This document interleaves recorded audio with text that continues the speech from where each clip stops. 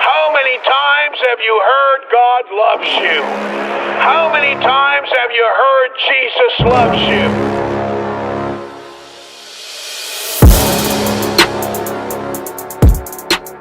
Here we are in New Orleans, 1998, serving God.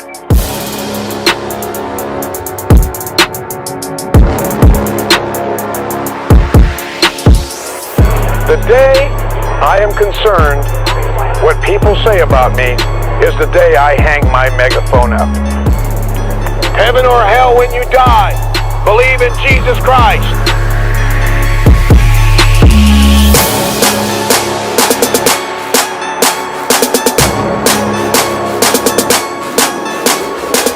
Stop playing games with God. You've been playing games with God way too long. I don't know why you don't take the best deal in town. Jesus Christ dying for you, bleeding for you, rose from the dead for you, and you walk away like nothing.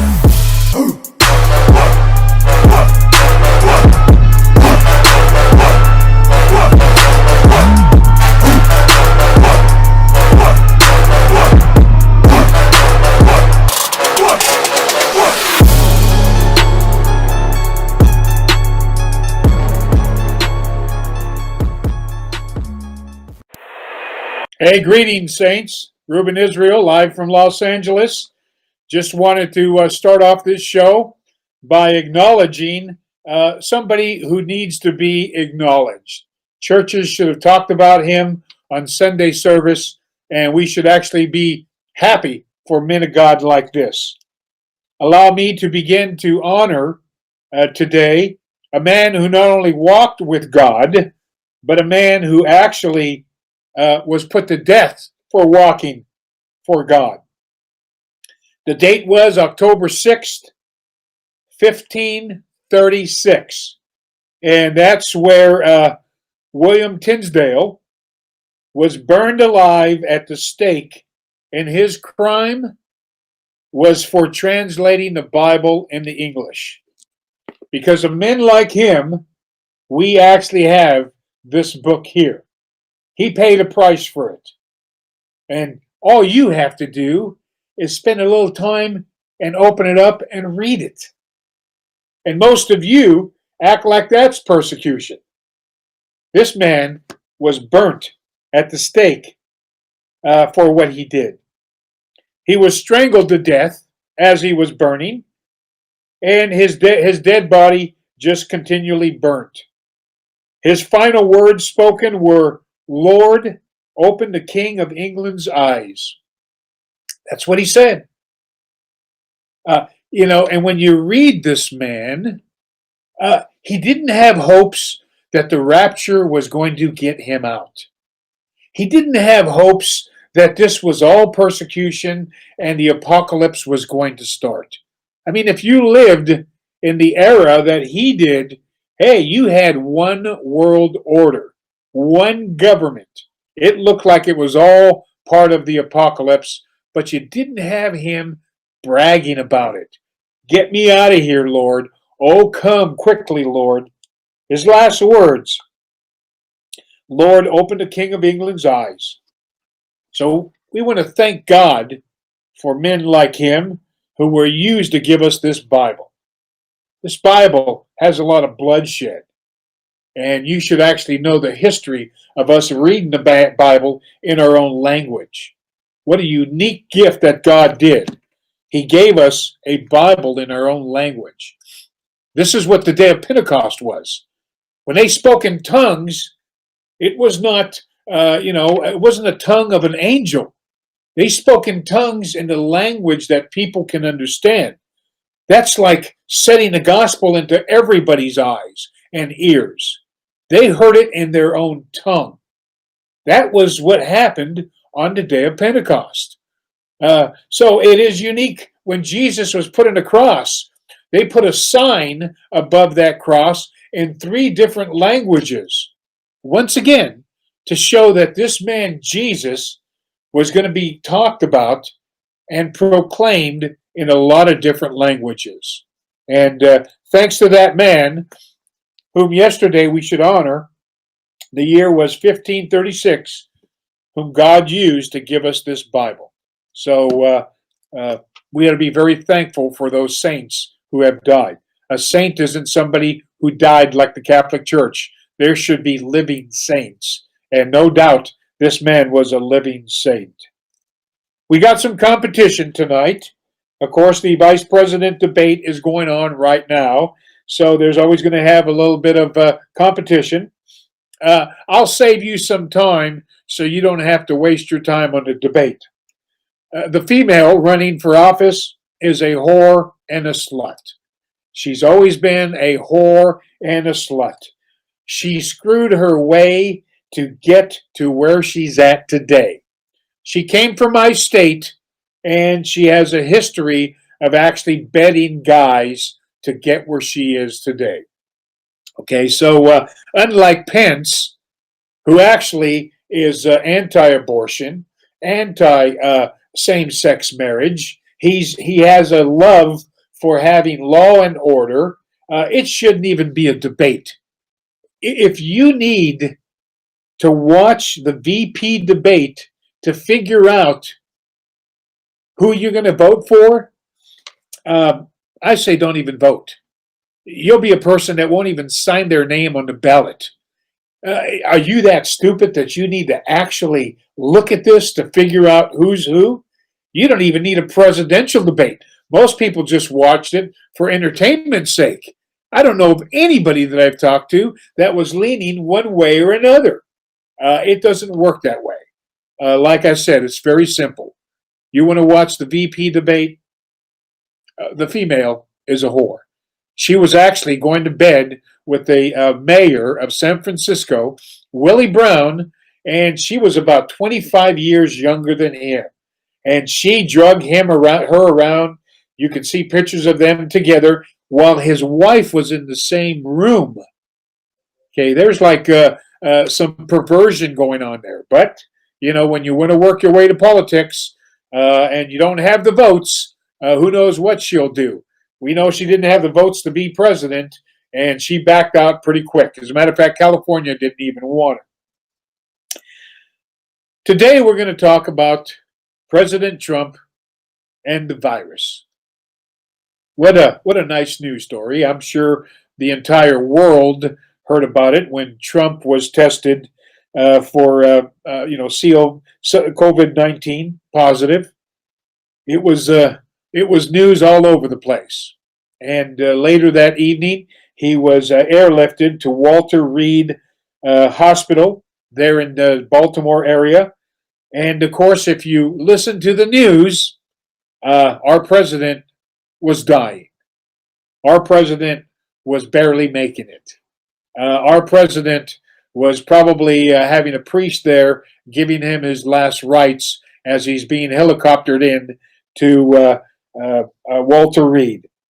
Even Biden said some nice things about Trump because he knew that Trump was possibly going to die. I mean, anybody who's positive for this virus, you're basically history. The liberals wanted to postpone the hearings for our new Supreme Court because Trump was tested positive. How insane is that? And they were actually saying all presidential debates, vice presidential debates, will have to stop because of this president who was tested positive. That's if you listen to the fake news. One news outlet was trying to school us on who was going to win that presidential seat if something happened to Trump. I mean, they're really pushing this. This is what all the news media had. This is why I would never trust the news media, especially when it comes to our president. So what did the president do when he was in office? He worked like he did when he was in the White House. He worked inside of that hospital. And then when he returned to the White House, the media was there to criticize him. What did the media do when he actually got a ride back from that helicopter to the White House, the media weren't thankful he's back. They weren't thankful he's alive. They criticized him for coming back too early. They criticized him for putting others in harm's way. They criticized him for giving staff members the virus. And he was criticized for taking off his mask and not wearing his mask when he was waving to the media. That's what our media does. They were criticizing the man.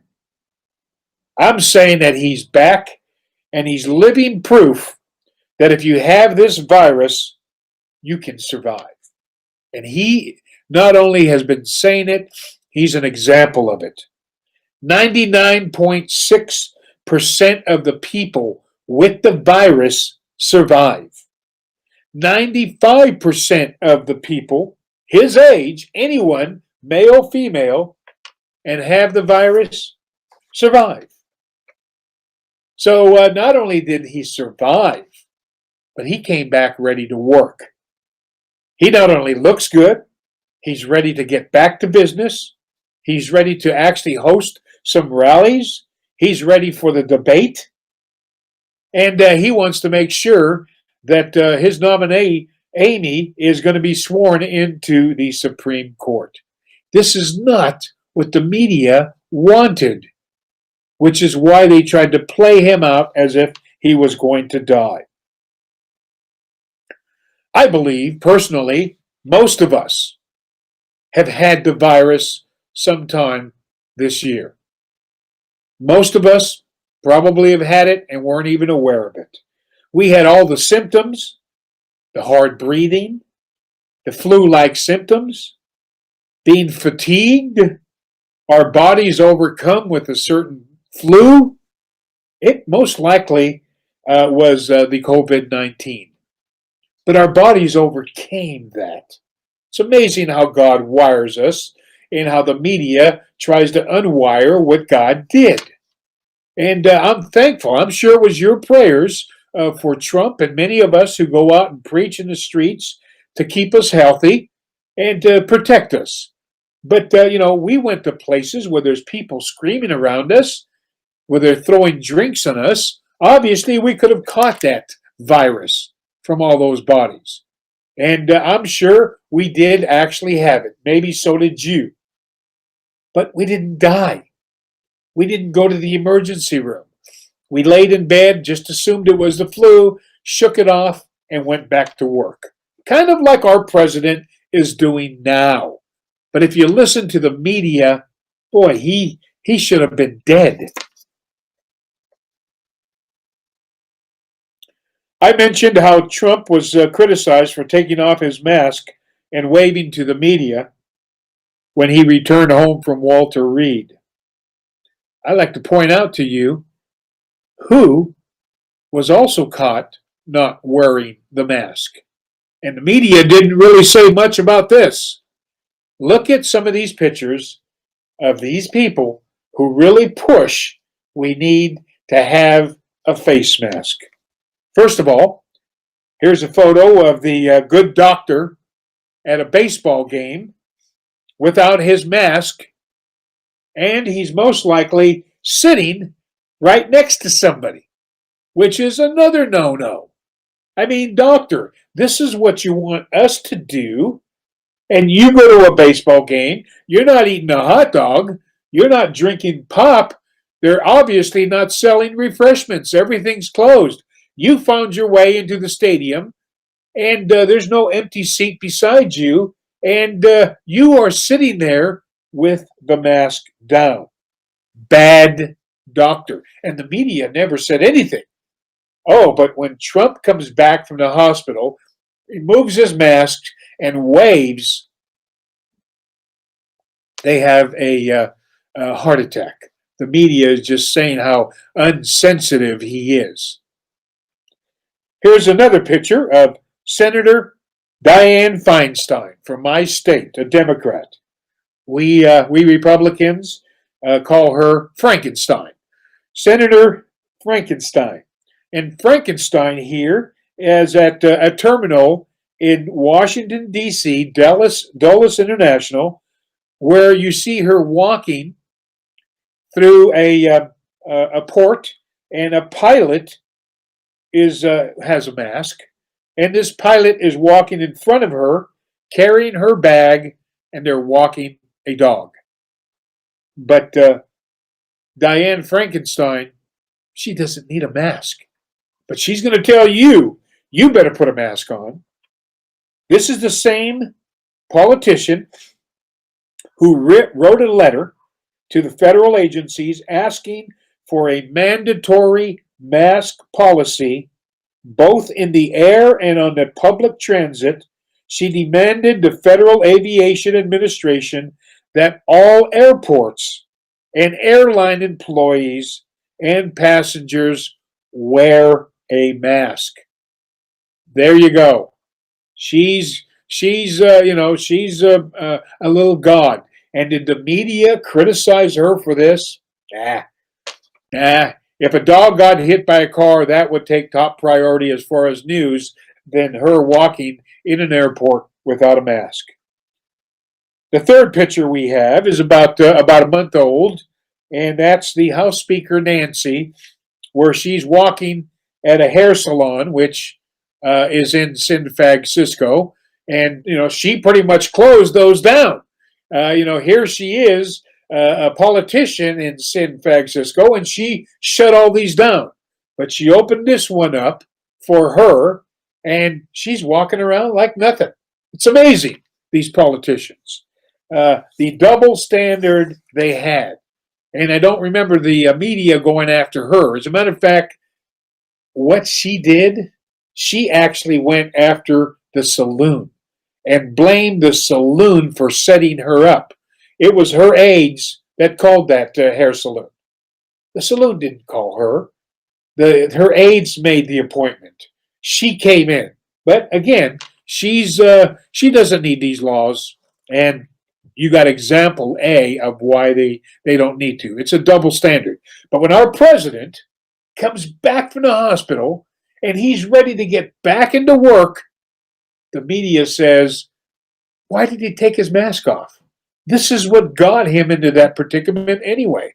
And yet they say nothing about these others of their own when they take their mask off. I'd like to talk a little bit about does the virus have anything positive to say this year? We know 2020 is a radical year. It's a lot of complaints. I know a lot of you people are saying the apocalypse is at hand. Woe is us. They're going to force us to take an injection.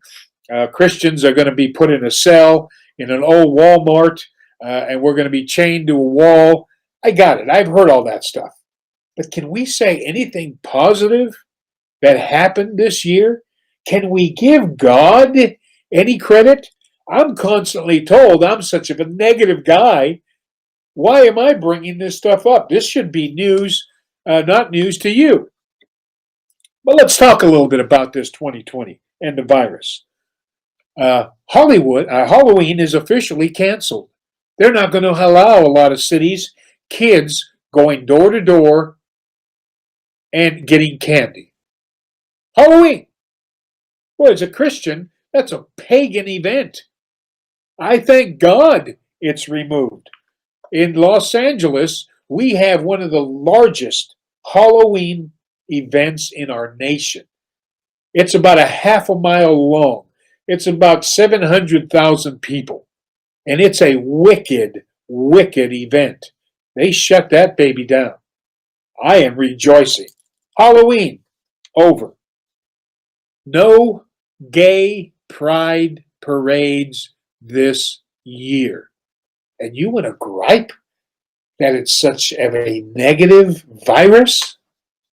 Not one sodomite parade. I mean, since when do homosexuals, concern themselves with a virus? I mean, to me, they should still be having the parades. It shouldn't be a problem for these guys. Schools and universities that teach evolution and have removed God have been shut down. I mean, do you guys have eyes? Can you actually see this? And yet you want to say, woe is me. Oh, this 2020 is horrible. Mardi Gras. Mardi Gras 2021 has already been canceled. No spring break. No lukewarm religious gatherings or conventions. Drunk fests, they're all gone. Bars, they're closed.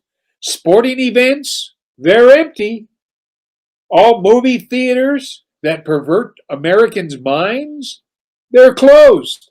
And you're still whining how this virus is so negative? Can you actually praise God for some of this? Casinos, racetracks have been shut down. Music festivals, concerts have been shut down. Broadway shows, that's almost right up there with a gay pride parade, shut down. They closed those puppies down. Earth Day, Comic Con has been shut down. These are big events where you have a lot of wicked people promoting wicked gods that have been shut down. Mosques have been closed. The yearly White House Easter egg roll was canceled. And most of all, lukewarm churches were exposed because they didn't even want to have service. So, from my perspective, a street preacher, that's all I am. Nobody listens to people like me anyway. I think it was very positive. I think it was a good thing. I say God bless this virus and may continues the sting because it's shut down a lot of events that we've been going to for decades, and they've been getting larger and larger and larger. And one little fear, and these guys are gone. So I say those are just a few things to be thankful for. Can you find that within your body to at least give God some credit? Do you even see the handprints of God? Would you even know God's voice? And this is the same guy who told Abraham, take your son and sacrifice him. Would you even recognize the voice of God? Boy, if you would have heard a word like that, an audible word like that, the first word out of your mouth would have been, I rebuke you, Satan. But it was gone. It was our God. Do you even know the voice of God? Can you even see his handprints? I mean, when God gets involved, things shut down. These things weren't just postponed for a week or two. They are completely shut down. These wicked events are down. I say, thank you, Jesus, for such. Now we're going to get into a little bit on Black Lives Matter. And so, Black Lives Matter is still in the news. Therefore, I'm still going to bring this stuff up. Because Black Lives Matter, I'm not going to bring up the fact that this weekend, 37 people in Chicago were shot. I'm not going to bring that up. I'm not going to bring up the fact that just in Chicago alone, 5 blacks were dead. I'm not going to bring that up. I'm not going to ask where was Black Lives Matter in Chicago when all these shootings happened. And where was Black Lives Matter? Were they standing up for justice? I'm not going to point that out because I don't need to. I do quite a bit all the time. And so I'm going to bring up something that's what I believe would be newsworthy. I've noticed, I don't know about you, but I've noticed Black Lives Matter has not done anything in their motherland, Africa. I don't see Black Lives Matter having a movement in Africa. They're so busy protesting in America and burning and looting in America, they've forgotten about their motherland. I only bring this up because I don't know if they've noticed, but Africa is being flooded right now with water and rain. One news story said that over 124 millimeters of rain over a course of a 7-hour downpour was in one section of Africa. And Black Lives Matter was where again? Black Lives Matter was where? These floods are destroying farms, villages, and killing black people. One story read how severe the floods hit 760,000 people in the West and Central Africa were now homeless because of these floods. And Black Lives Matter is where again? Jesse Jackson, Al Sharpton is where again? You know who they're going to ask for help? You know who they're going to get bailed out by? A white man in the White House is going to send money and our troops and try to rebuild that black area because Black Lives Matter didn't do anything. It's amazing. And let's be frank, okay? I'm sure Black Lives Matter has shoes they can at least send Africa.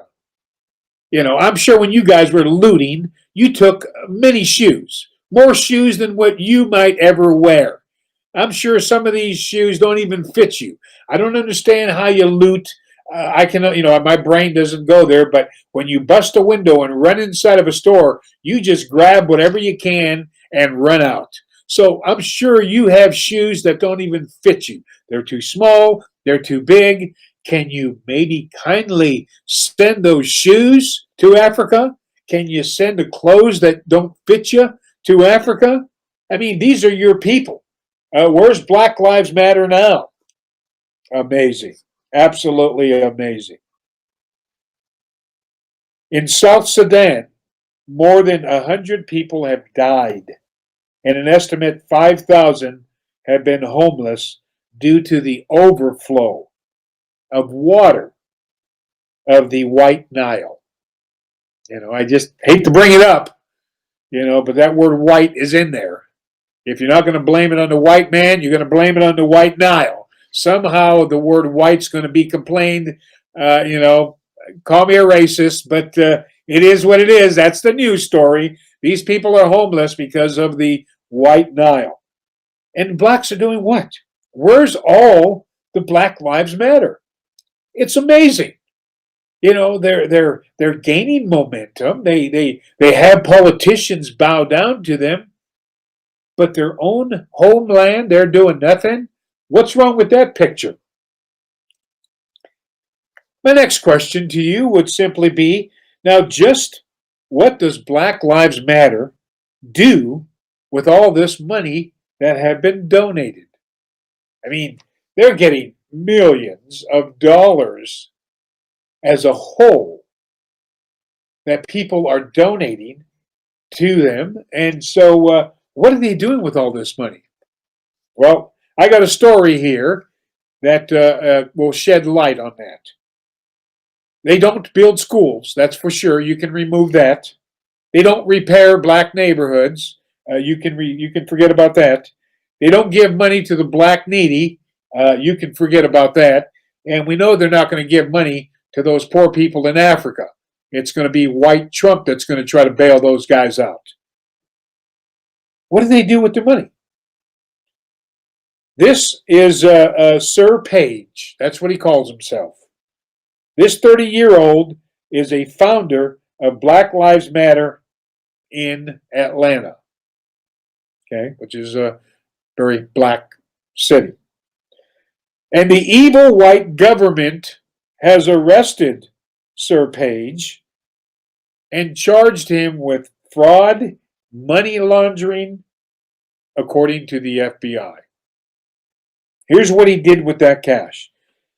The FBI opened an investigation last year after cooperating witnesses submitted a fraud complaint. Other blacks were seeing what he was doing with it. They complained. The FBI got involved, It's not like the white man was looking over his shoulder. It's not like the white man was going into his computer. It's not like the white man was out in front of his house with binoculars and, put cameras all over his home because he just wants to oppress the black man. No, it were blacks who realized what was going on with this cash, and they dropped the dime on him. Page founded Black Lives Matter of Greater Atlanta. He did this in 2016. And this year, just this year alone, he took in $466,000 just in June, July, and August. Just those 3 months. However, Page spent hundreds of thousands of dollars on personal items for himself. Isn't that amazing?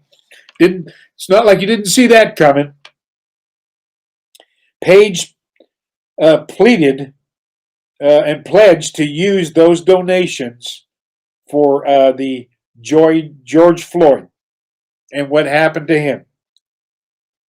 But instead, used money to make purchases on buying food, fine dining, entertainment, clothing, furniture, a home security system, tailored suits, and accessories with those suits.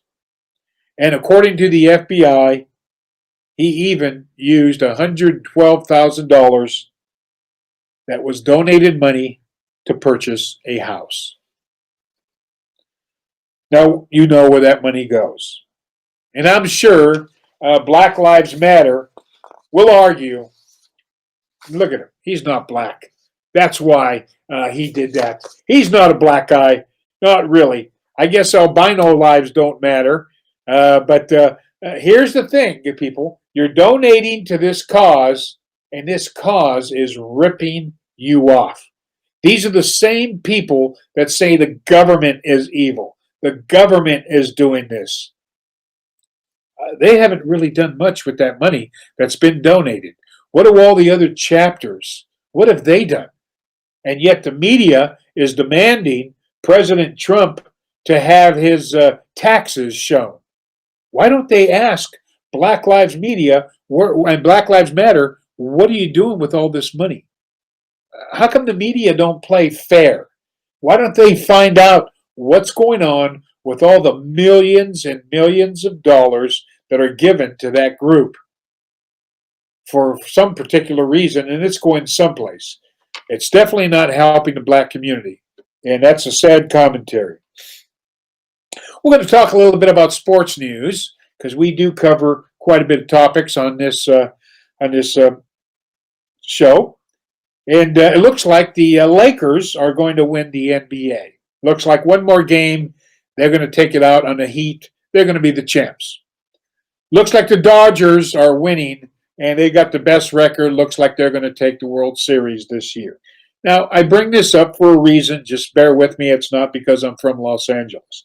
Do understand, when you live in LA, you have to preach at these sporting events, and when your team wins and they have a parade down Main Street, that means us street preachers are out there reminding the crowd it's just a game. How about getting excited over Almighty God? But I bring this up for a particular reason, because Los Angeles is a big city. LA has 2 football teams, 2 basketball teams, 2 baseball teams, a hockey team, 2 soccer teams, 1 professional women basketball team, just among some of the sports that happens in this city. And as you well know, California is burning. Okay, we have fires around the greater Los Angeles area. Okay, and fires even in the city of Los Angeles because, well, you had a couple of sheriffs shoot a black guy who was reaching for his gun, and the way the black community has retaliated is they're burning certain sections of Los Angeles. So we got fires in LA. We've got fires because of the shooting. And I don't know if any of you know this, maybe if your team never won the championship, but when the team wins the championship, the city and the fans go ballistic. When the Lakers used to win, they used to bust windows, the LAPD would just leave a couple of old squad cars and they'd roll them over. They'd flip them over as they're screaming, "We're number one."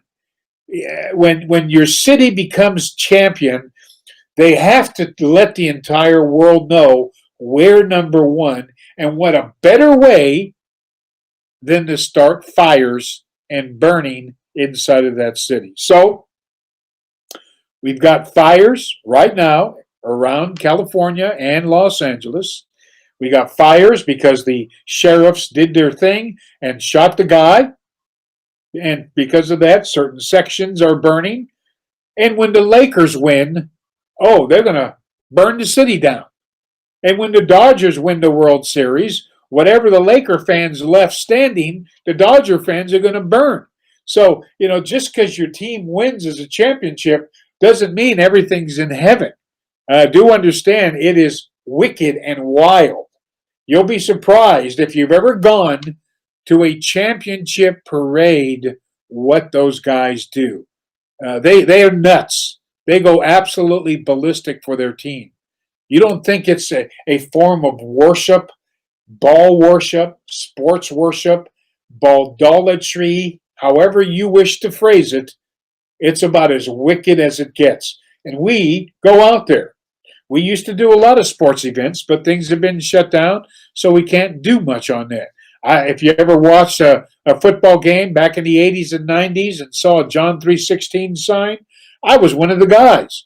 There were 4 of us that used to hang these signs. So we did a lot of sporting events and preached outside of a lot of these things. This is like a form of worship. Isn't it amazing that the Super Bowl and most Sunday games are on a particular Sunday where people are supposed to be in church? Who are they trying to compete with? It's amazing. You got church, or you have these sports arenas, which have become the new places of worship.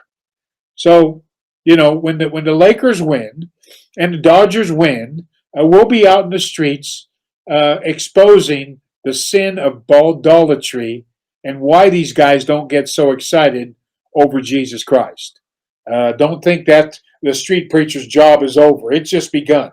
And I'm just letting you know, with the fires that we have surrounding the city of Los Angeles, and the fires we have because a result of a shooting, and now the fires we're going to have when the Lakers win, and now the fires we're going to have when the Dodgers win.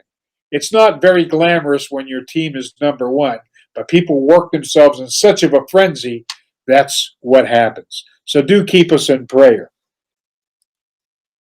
Welcome to the world that we live in.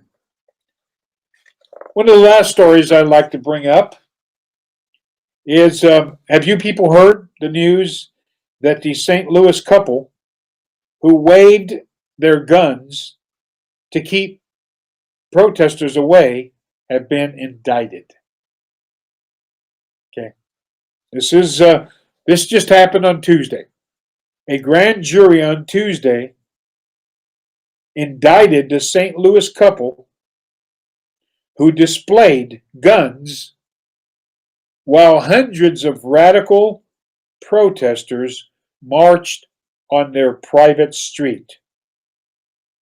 The couple, Mark, he's 63, and his wife, Patricia, 61, both are attorneys. And the court charged both of them with a felony, unlawful use of a weapon. And when they displayed those guns, they risked bloodshed at what the court said was peaceful protesters. It's amazing. In addition to the weapons charge, the grand jury indictment included a tampering with evidence, which it's still not clear what that's all about. But if you've ever gone to jail for anything or a court, they pretty much throw a lot of things at you just so that you can plead no contest or plead guilty to some minor stuff. So I don't know what this other charge is, but I'm sure it'll be tossed out. The couple argued that the protest was hardly peaceful.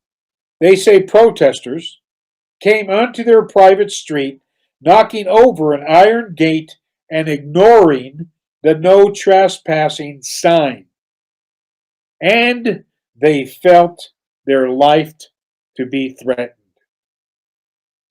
9 people were involved in the protest who went on that private property, and they were arrested. Those 9 were arrested with misdemeanor trespassing, but the city dropped all the charges on them. Isn't that amazing? President Donald Trump and the governor of Missouri has said they will pardon the couple if they get convicted. They will pardon the couple. I don't know about you, but this is why I long for Judgment Day. Because when Judgment Day happens, you can't find a loophole. When Judgment Day happens, it's a righteous judge that you and I will stand before, and we're all going to get judged by the same standard, a holy standard, a righteous standard.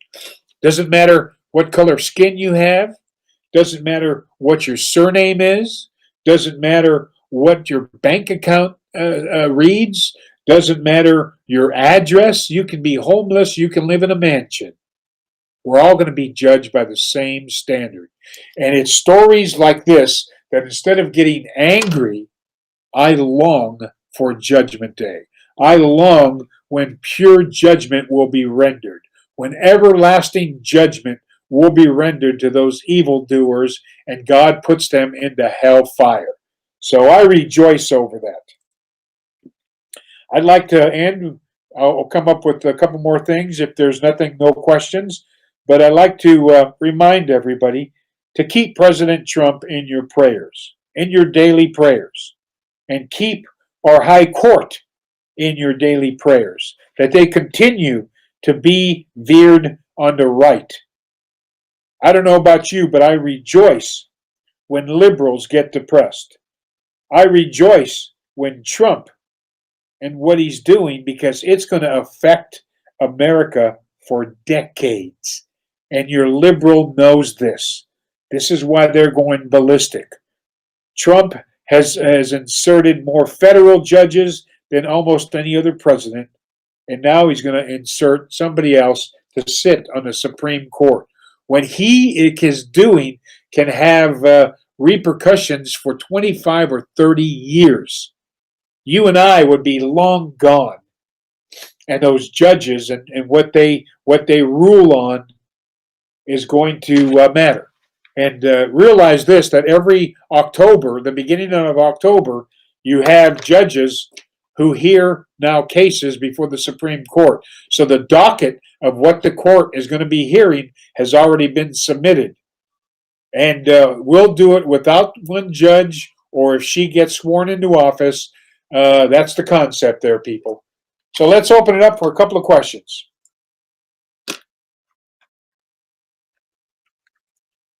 The question is, when will I be out street preaching? I'll be out on Friday.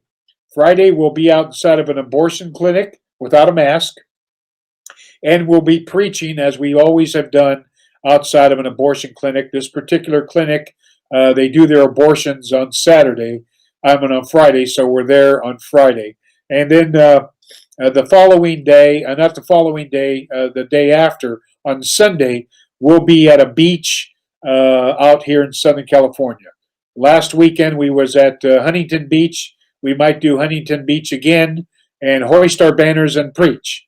And so we are definitely preaching and finding places to preach. So I do ask for your prayers.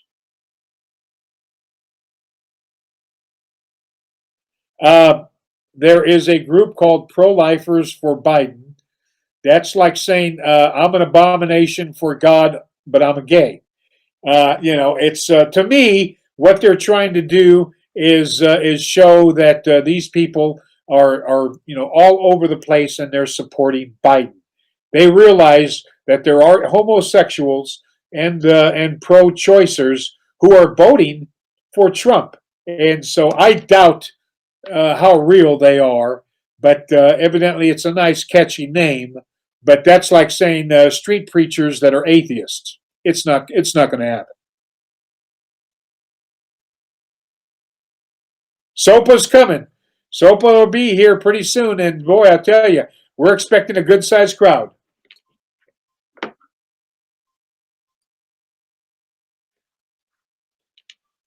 Biden said he's going to do abortion law of the land, and I believe he would. And so, some of you people that are anti-Trump do understand if you are anti-Trump and you decide to vote for a third party, you giving Biden that vote. So I would reconsider.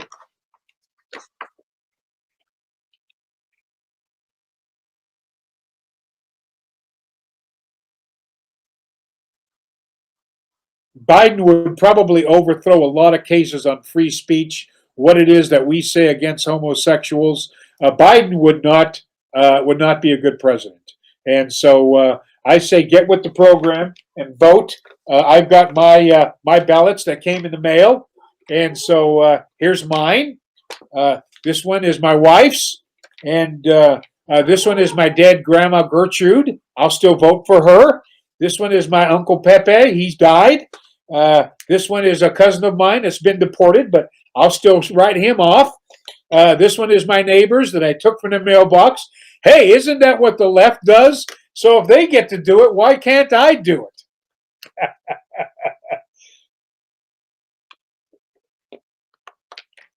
Green Deal, meaning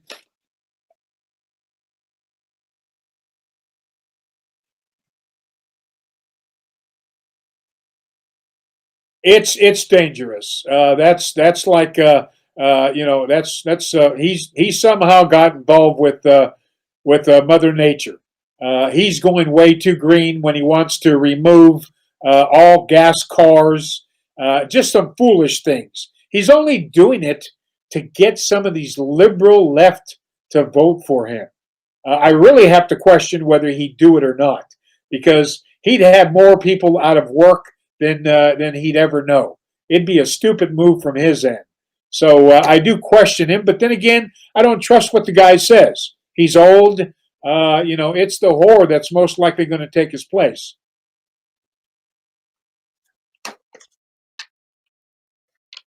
That's right.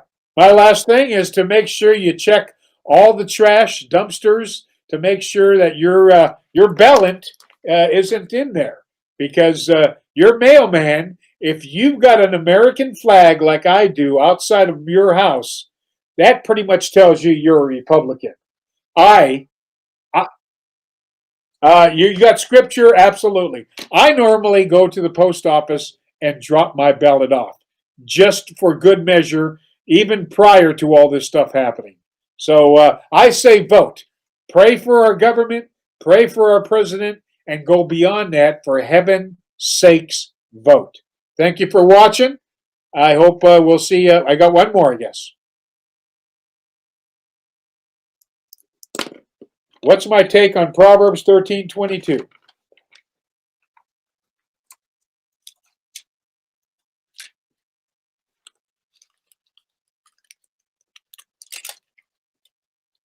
$13.22.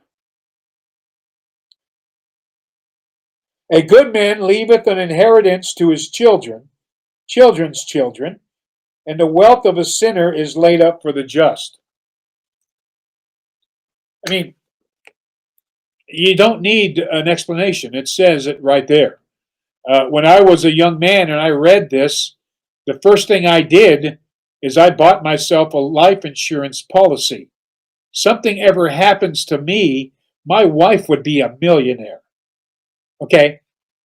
You guys can't say, if something happens to you, what are you doing with your wife and your family?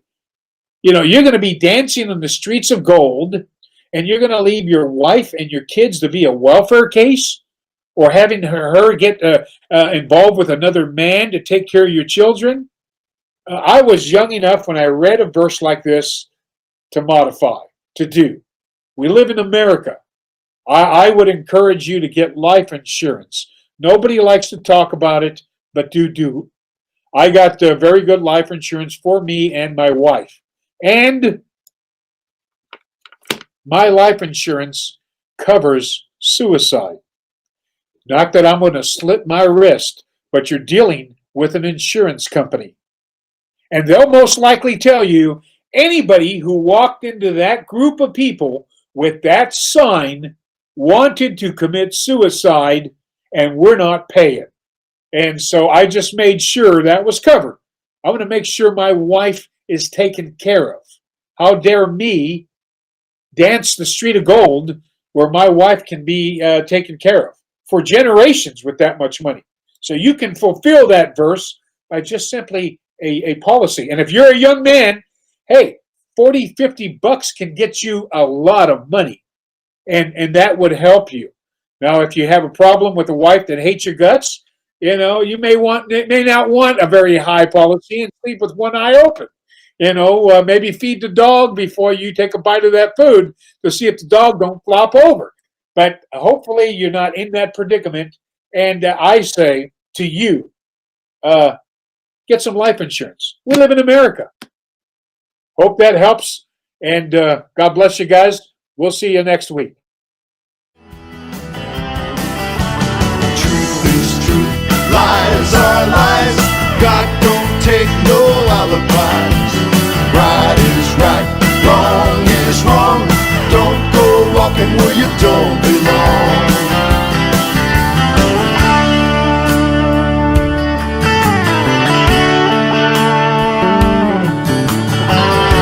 To be undecided is to be decided against the Lord who wants your heart.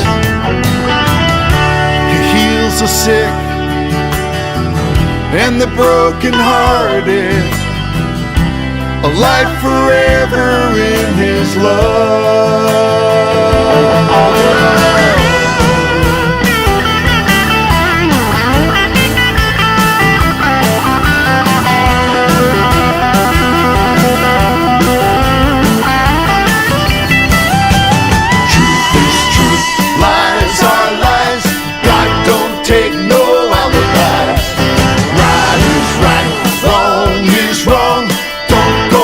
Where you don't belong.